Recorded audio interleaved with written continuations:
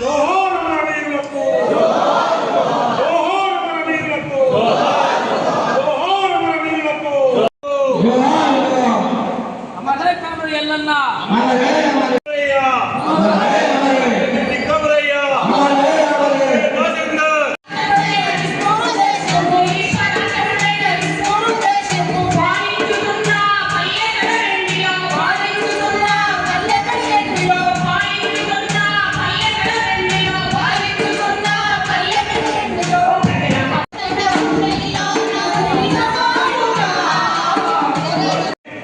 మనము ఇది గ్రామాలలో చెప్పుకోవడానికి ఉపయోగపడాలని చెప్పేసి గుర్తు చేస్తూ మీరందరూ కూడా మిత్రులారా అఖిల భారత ఐక్య రైతు సంఘం జిల్లా ప్రథమ మహాసభ అంటే ఇంతకుముందు ఆంధ్రప్రదేశ్ రైతు కూలీ సంఘం నుంచి మొదలుకొని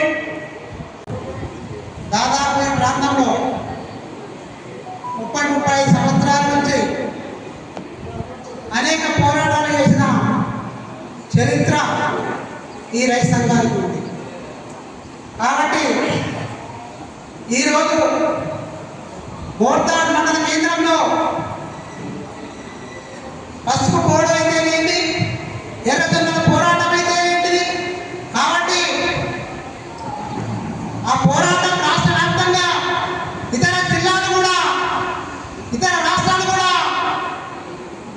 మన ప్రాంతానికి చూసే విధానంగా ఆ పోరాటానికి నమ్మకం కలిగించే విధానంగా మన రైతు సంఘం మన నాయకత్వం చేసిందనేది మర్చిపోకూడదు. ఎందుకంటే ఈ మా ప్రాంతాల్లో కమలిపల్లి కానీ మోర్తల్లి కానీ ప్రాంతం అనేక గ్రామాలలో భూకంపకలలో అక్కడ ప్రతి విషయంలో ముందుండి రైతు సంఘంగా ముందుండి ముఖ్యమంత్రి పొందుతున్నాం. అటువంటి సంఘాన్ని వాసవ జరుపుకోవడం విధంగా ఆనందదాయక ఈ యొక్క సంఘాన్ని ముందుకు తీసుకుపోవడానికి చేపడుతూ దశల వారీగా ఇవాళ మనము అఖిల భారత ఐక్య రైతు సంఘంగా ఏర్పరచుకోవడం అంటే ఇవాళ 14 రాష్ట్రాలకు మనం విస్తరించినటువంటి విషయాన్ని కూడా ఆలోచన చేయాలి. కాబట్టి ఏదైతే ఆనాడో ఆ పిలుపుచ్చుకొని ఇవాళ ప్రధానంగా దొడ్డి కుమరయ్య పాట రాసి చాలా పెద్ద ఎత్తున ప్రచారం చేశాడు.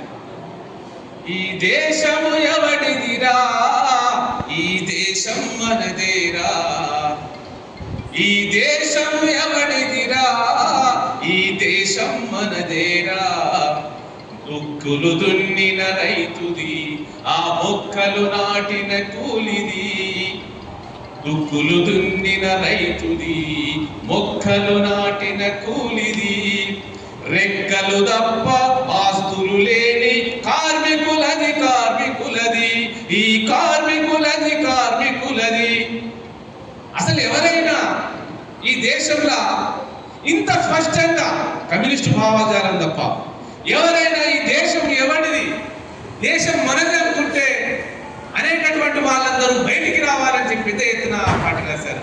కానీ ఉన్న పాలకులు ఈ దేశం ఎవరిది అంటే అంబానీది, ఆదానిది, లక్ష్మీ మిట్టల్ది, గోయంగా లాంటి పెద్ద పెద్ద వ్యాపారస్తులదే అన్నట్టుగా ఈరోజు పరిపాలన కొనసాగుతున్నారు.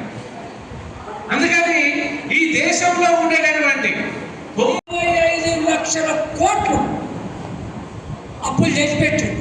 మరి అయ్యా నువ్వు ఇన్నిగానో అప్పులు చేసినావు కదా, ఏం చేసినావని అడిగేటటువంటి నాదుడు ఎవరు లేడు. ఒక్క కొత్త ప్రాజెక్టు కట్టింది లేదు, ఒక్క కొత్త ఫ్యాక్టరీ కట్టింది లేదు. పాత ఫ్యాక్టరీలు అన్ని అమ్మేస్తున్నాడు, ప్రభుత్వ రంగ సంస్థలను కూడా మిత్రులకు అమ్మేస్తున్నాడు. మరి ఈ అప్పులన్నీ ఎందుకు చేసిందంటే చెప్పే జవాబు ఎవ్వడూ లేడు. ఆ పైసలన్నీ ఎటువవుతున్నాయి, ఏమవుతున్నదో కూడా ఎవరు తెలియదు. అది ప్రపంచంలో ఏ దేశంలోనైనా పారిశ్రామిక విధానం ఒకటి ఉంటుంది.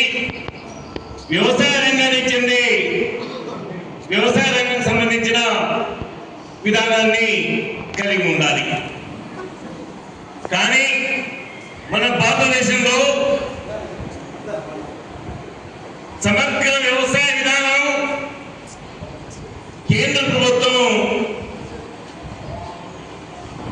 రూపొందించిందా అని విషయాన్ని మనం ఈరోజు చర్చించుకోవాల్సిన అవసరం ఉంది.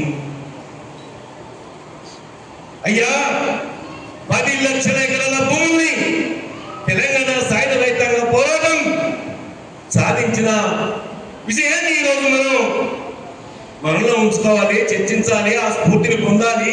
ఆ స్ఫూర్తితోనే మన ఉద్యమాన్ని, మన రైతు సంఘాన్ని పటిష్టం చేయాల్సిన అవసరం ఉందని చెప్పేసి తన దొడ్డి కొమరయ్యకు నివాళులు అర్పించడం అంటే, తనని జ్ఞాపకం చేసుకోవడం అంటే, తను ఏ లక్ష్యం కోసం, ఏ ఆశయం కోసం నిన్ను ప్రాణాన్ని త్యాగం చేశాడు అని ఏం కోరుకున్నాడు అంటే, ఈ దేశంలో ఉత్పత్తి సాధనాల భూమి కానీ, ఫ్యాక్టరీలు కానీ కొద్ది మంది చేతిలో ఉండడానికి వీల్లేదు. సమాజ పరం చేయాలి. ఆ సమాజ పరం చేయాలంటే నువ్వు నీ నిధుల్లో కూర్చుంటే కాదు, పోరాటం చేయాలి. పరం చేయాలంటే నువ్వు నీ నిధుల్లో కూర్చుంటే కాదు, పోరాటం చేయాలి. పోరాటమే ఒక విజయాన్ని సాధించగలుగుతాము అనే విశ్వాసాన్ని తాను దొడ్డి కొమరయ్య కలిగి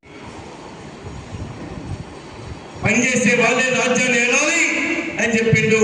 అదే తెలంగాణ సాయుధ రైతాంగ పోరాటంలో మంచి మనుషుల్ని వజ్రాలుగా తీర్చిదిద్దింది, తెల్లనాట్లు చేసింది,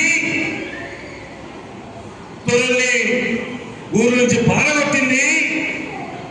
కానీ ఆ చరిత్రలో, ఆ తెలంగాణ సాయుధ రైతాంగ పోరాట చరిత్రలో మనం స్ఫూర్తి పొందడం అంటే వ్యక్తులతోని, గుంపుతోని విప్లవ సాధన రాదు. అశేష ప్రజానీకం అందులో నీవు నిమగ్నమై మన రాజ్యాన్ని మనమే తెచ్చుకుందాం అని చెప్పేసి పోరాట